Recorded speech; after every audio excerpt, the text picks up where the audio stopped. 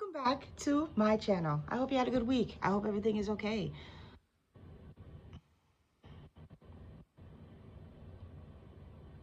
Let me say this. A lot has been happening in Minneapolis, to put it gently, and to put it kindly, which I shouldn't.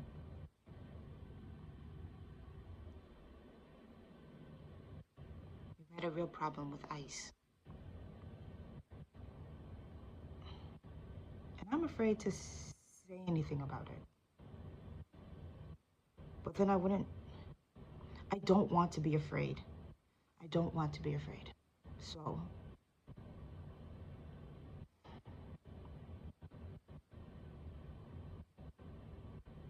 I don't know what's gonna happen. I fear that we may be facing the end.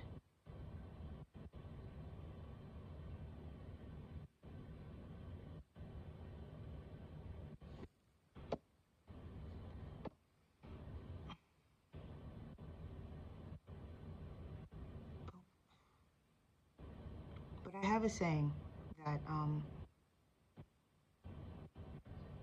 people should fight till the end. I hate losing. I really hate losing. That's something that's true to form. I hate losing, but I've accepted that sometimes I'm not always going to win. And if I don't fight till the end, then I lose my life. So we fight till the end. We rest when we need to. We find moments of joy when our spirits and souls are weak. And we get back in the ring. Sorry to speak so metaphorically about it. I'm working up my courage to be braver about what things I want to honestly speak about.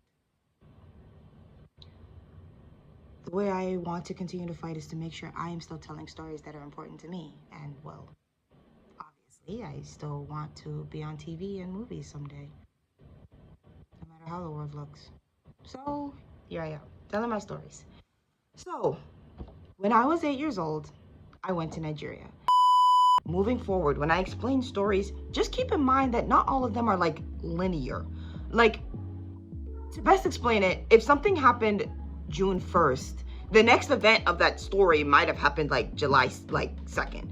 Like there's a very much a long time frame like between certain events and certain stories, you know, etc.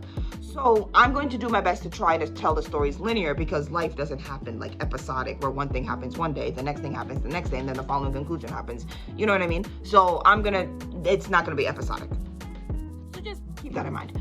So yes, when I was 8 years old, I went to Nigeria, and one of the more important, one of the major things I remember, like, around this time after we had, like, we're back in our grandmother's neighborhood. We got reacquainted with all the people we used to hang out with when I was, like, 2 years old or 4 years old, around that time frame. Like, I absolutely loved this one girl in the neighborhood. I'm gonna call her Tems, like the Nigerian artist. So, like, I loved Tems, and I actually do love Tems, the Nigerian artist. Like, she is a goddess. But I love Tems. I loved her so much. Like, when the best way I can explain it is, you know, in the Hunger Games, in the movie, when Rue was following around Katniss, like, just being her little shadow, just being, like, oh, so shy and cute. That was me. I think you have a shadow. I would follow her around, and it was like she was my older sister. I just loved her so much. I loved her so much. So, like, she was super cool. She was so cool. Like, she was beautiful. She played soccer with the boys. She was a bit of a tomboy, but, like, she, like, could carry her own. She played soccer with the boys. She was rough. She was tough. And she was always so sweet and gentle with me. She'd always, like, give me advice and be so, she was just so nice. And she'd, like, I think she would also buy me treats sometimes, but I don't fully remember. But of course, because of my childhood brain, like my kid self and my child, because I am a child, unfortunately, I don't understand discretion, unfortunately. So one day, like, I remember we were hanging out together, we were talking about something, and Tems had revealed certain family secrets to me that I was not aware of at that age. And curious about this, I went to my grandmother and I was like, hey, did this really happen? Is this true? My grandmother's like, who told you that? I was like, oh, my older sister. I think at that point I was basically called her that. Grandmother asked my older sister, and she's just trying to tell me, oh no, she was trying to explain that like around this time, and like I'm pretty sure this still kind of happens, that like she was just talking about the electricity current waves, like how like electricity travels from like parts of the country to parts of the country, just trying to explain that to me, because we did talk about that, but then we had segued into the family secrets because I think I had brought up my grandfather for whatever reason. So unbeknownst to me, this had very much infuriated my grandmother. So later, I wouldn't find this out until much, much later, but behind my back, my grandmother would scold Thames, yell at her for telling me things that I don't have any business knowing. And for a long time, I just remembered that she wasn't in the neighborhood anymore. I would look around, I would always look for her, because every time she was around, it didn't matter who I was talking to. It's just like, the conversation's over, my homegirl is here, so like, bye. So when she wasn't around, I was just kind of like, oh, she's not around anymore. Like, I don't see her anymore. I think after my grandmother probably scolded her, she just stopped coming around the neighborhood. But one day she did come back, and I was so excited, but she was mad at me. I was heartbroken. I was so heartbroken. She yelled at me, and I was like,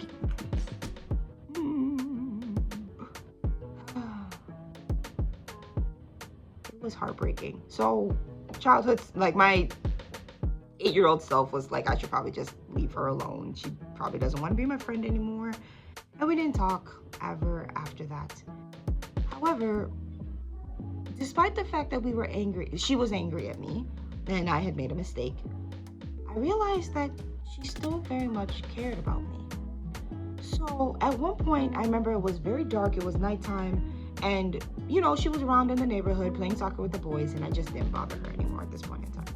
And we were running around, it was dark, our grandmother's literally yelling at us to come back into the house. We're running around. I'm having the time of my life. I'm running around, and I run head first into another kid, knock me out. Like, I knocked me out. I remember like, the next few moments kind of happened in like the movies where, you know, like suddenly the character opens his eyes and then closes his eyes and open and they're in a hospital and close their eyes and open and they're in the hospital. Like, just like, I'm gonna have to find a clip or an example, but that's essentially what was happening.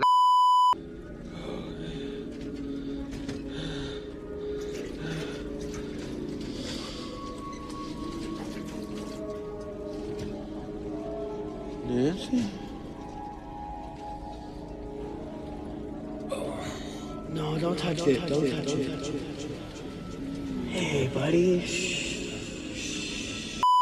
I was like, what is going on? I feel like I'm so sure that my brain hit my skull because I'm so sure I had a concussion. And I just started crying. But I remember someone had picked me up and like in my like opening my eyes and closing my eyes and like just losing consciousness. I remember it was her. I remember it was Thames. She had picked me up and she had sat me down and was just like looking me over to make sure I was okay. And like making sure like to rub the dirt off my knee. I remember she distinctly rubbed the dirt off my knee and like rubbed the spot on my head that like had like I ran into with the other kid, and then she walked away. And like, yeah, I think that was like our last major interaction. Much later, years later, I would ask my grandmother about her. I was like, hey, do you remember so-and-so from our neighborhood? Where is she like today? My grandmother was like, oh, she was trying to play soccer for like Nigeria. But yeah, if you see this someday and you remember me, I just want to say, I am so sorry. I was 8 years old. I wasn't like, yeah, I unfortunately was Americanized, so I didn't know how to like keep secrets. And I didn't know that like, even though I shouldn't have had to, there's a way to explain to a child, like, I can tell you about this later when you're older, but you're not going to understand it now. But because a lot of Nigerians don't like to tell or talk to their kids and think that hiding family secrets makes sense, and then you tell them when they're like 25 years old, and it's just kind of like, why are you lying to us? So you've been lying to us? Either which way, I'm sorry. I'm sorry that I had a big mouth when I was 8 years old. And I hope you're doing well. I really, really, really do. But yeah, happened, I still really care about her. I mean, you know, if she ever I like to imagine that maybe she's like married with kids now, if that's what she wants. Or better yet, she's like training to play soccer for Nigeria, because she was really good. When I would watch them play, like in like where they would play, like I always would watch them, and she just held her own against the boys. Like they respected her because she was like real. It wasn't like she was just like, oh, I'm gonna kick the soccer ball. It was, nah, we fighting to win type. Like, and I just like, and they accepted her. I just love that. I love that. But yeah, thank you so much for watching. We are in some interesting times.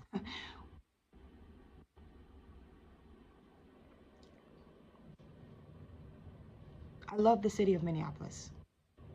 And there's a reason they say Minnesota niceness is what we're all about.